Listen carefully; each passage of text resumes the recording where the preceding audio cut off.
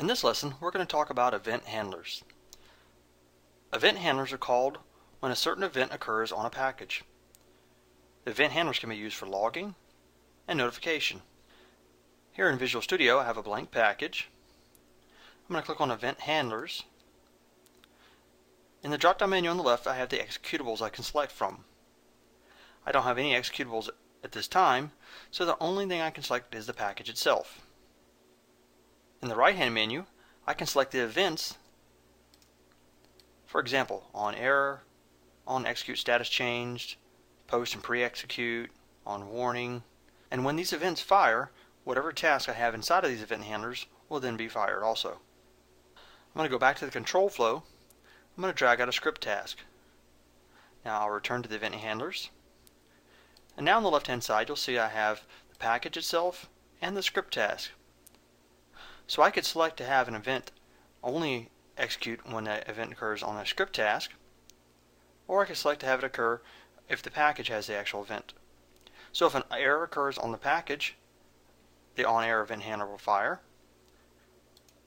And if I select an on-error event handler for the script task, then only if the script task has an error will that on-error event handler fire.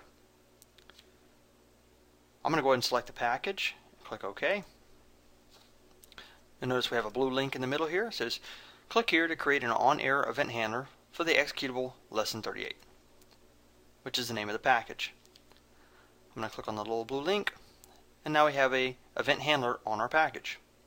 Now there's no task inside of the event handler yet, but I'm going to drag out a send mail task.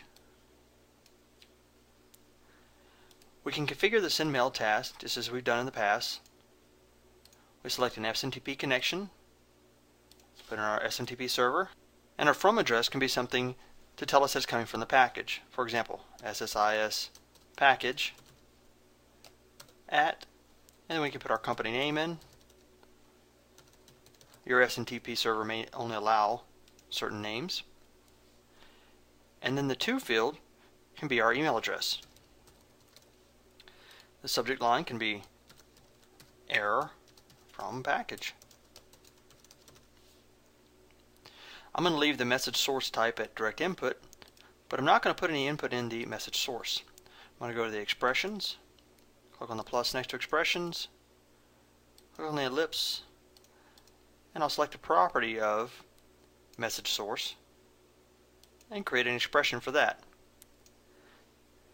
Here I can click on the variables in the drop-down menu, and one of the choices is error description.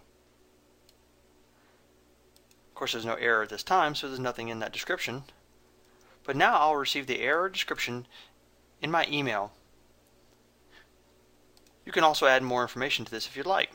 For example, we can type in package had an error.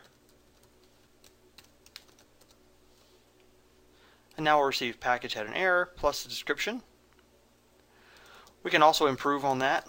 Instead of saying just package, we can put in the package name. In the drop-down menu here, we'll see all our system variables. One of them is package name. We can add that to it also. Put a space here. And now we can see we have the name of the package and our description. And so our email will contain some information that will tell us that the package has had an error and what that error is. This on-error event handler is only on the package itself. It's not on the actual executables inside of the package. So if any error occurs on the package, we should receive this email.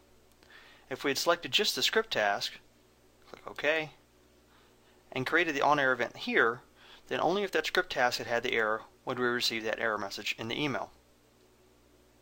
But we created it on the whole package.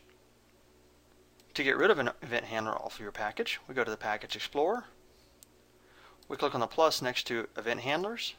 Here we see our on-error event handler. I'm going to right-click and say Delete. Let's say, would you like to delete this? I'll say yes. We delete the event handler off the package, and you can see it's gone now. We can also log information from our package also. I'll create another on-error event handler on our package. I'll drag over an execute SQL task. I'll just connect to the AdventureWorks database, VentureWorks 2008. And for my SQL statement, again, I'm going to go to Expressions, click on the ellipse, and I'll select the SQL statement source. And now I can enter in a SQL statement here that will insert information into my table. So it can be insert, and the rest of the command, which would be something like the name of the columns and the values. But the values actually can be variables from the package. So after we type in values, we can have that information from the variables. So let's say I want the package name, and I want the start time of the package, and I want the error description also.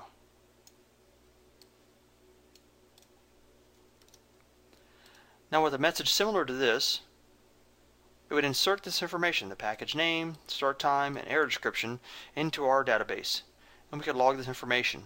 So instead of being notified via email, we can have the information stored inside of a table. We can also have the execute SQL task log the information, and along beside that have a send mail task, so we can be notified, and we can also log the information at the same time with the same event handler. In the Try It section, we're going to create a package with an on-error event handler. We're going to cause an error on the package, and we're going to view a pop-up message from that event.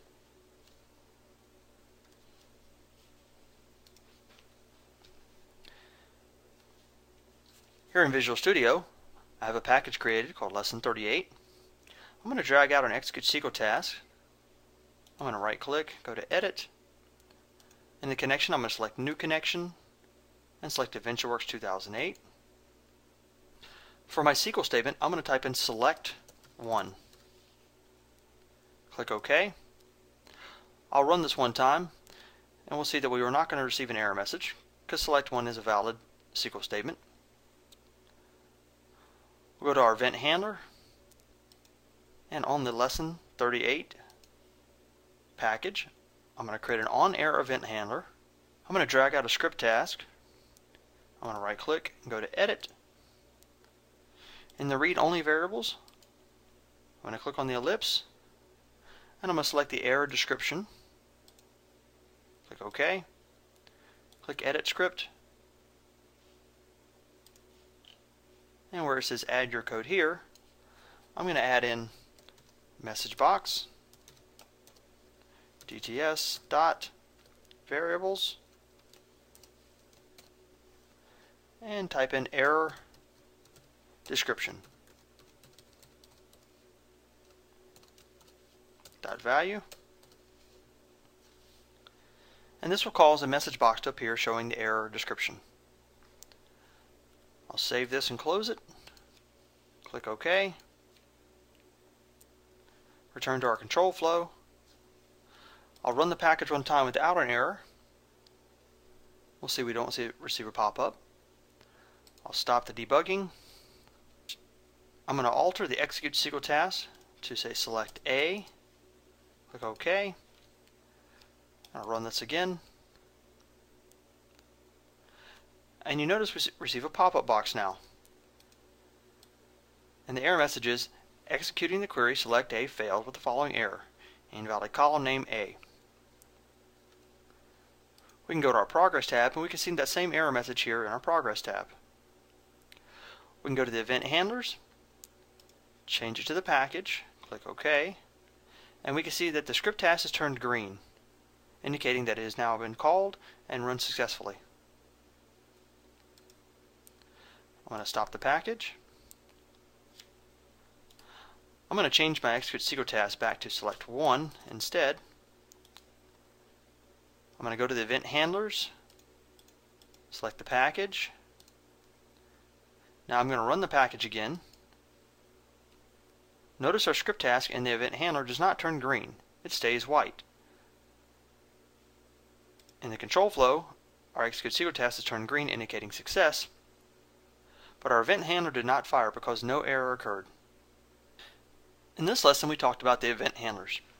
Event handlers are called when certain events occur on a package, and they can be used for logging and for notification.